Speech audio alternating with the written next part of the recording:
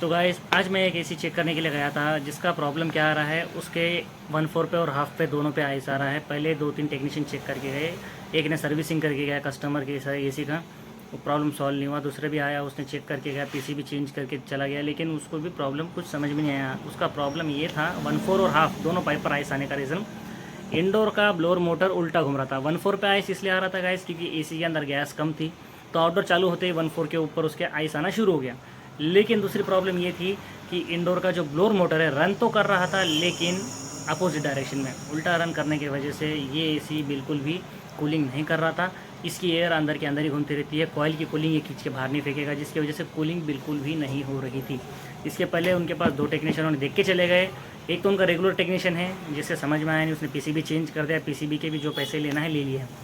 तो मैं गया, मैं जाके देखा, चलो 1/4 बाहर आउटडोर को चालू करने के बाद चेक किया। आउटडोर को 1/4 को आइस आना तो चलो लाजमी है, गैस कम है, आपने को समझ में आता। लेकिन अगर हाफ पर आइस आ रहा है तो इसका मतलब मैं समझिए इंडोर के अंदर कुछ तो फॉल्ट है। पहले इंडोर के पास गया, इंडोर एयर फेंक रहा है कि नहीं, एयर बिल्कुल नहीं फेंक रहा था, लेकिन ब्लोअर घूम रहा। अंदर जाके जब मैंने इंडोर को बंद किया तो देखा ब्लोअर उल्टी घूम रही है। तो मैंने निकाल के चेक किया था, तो ये ब्लोअर मोटर है गाइस, और इसको 1.5 का कैपेसिटर चाहिए था। इससे पहले जिस टेक्नीशियन ने चेक किया था उसने इसका 1.5 का कैपेसिटर निकाल के 2.5 का कैपेसिटर लगा दिया, वो भी एक्सटर्नल, क्योंकि पीसीबी का जो इंटरनल था उसको उसने डायरेक्ट कर दिया था, और ये डायरेक्ट करने की वजह से प्रॉब्लम आई थी। तो अब हम इस ब्लोअर मोटर को, एक और ऑप्शन होता है वैसे तो ब्लोअर मोटर को ठीक करने का, इसका क्या है, सेकंड ऑप्शन होता है कि इसका जो ये 3 टर्मिनल से 3 वायर है, ब्लैक वाला जो है इसका कॉमन है, रेड वाला स्टार्टिंग है, और वाइट वाला इसका रनिंग वायर है।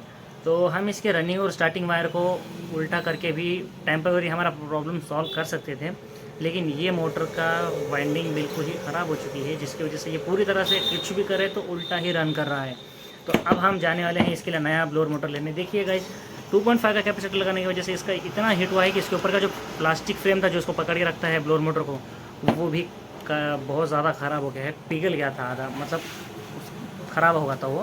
तो ऐसा नहीं करना चाहिए, किसी भी चीज़ का पूरा ज्ञान लेके ही करना चाहिए, इससे पढ़ना चाहिए। अगर नहीं पता है तो इसके ऊपर लिखा होता है 1.5 का है, यूएफ का है, या कौन सा कैपेसिटर लगना है इसे। तो अब हम जाएंगे इसके लिए नया ब्लोअर मोटर लेकर आएंगे। तो ये सबसे बड़ा प्रॉब्लम है गाइस, एसी के अंदर कई बार समझ में नहीं आता है, 1/4 के और हाफ के दोनों पाइप पर आइस आ रहा है, तो ये ही सोल्यूशन है उसका। पहले इंडोर की ब्लोअर मोटर को चेक कर लेना। 1/4 पे आ रहा है तो चलो कोई बात नहीं, हम समझ सकते हैं कि गैस कम है, ठीक है। और अब हम ब्लोअर मोटर बैठाने के बाद गैस टॉप अप करेंगे, उस टाइम में हमारा वीडियो स्टार्ट करेंगे।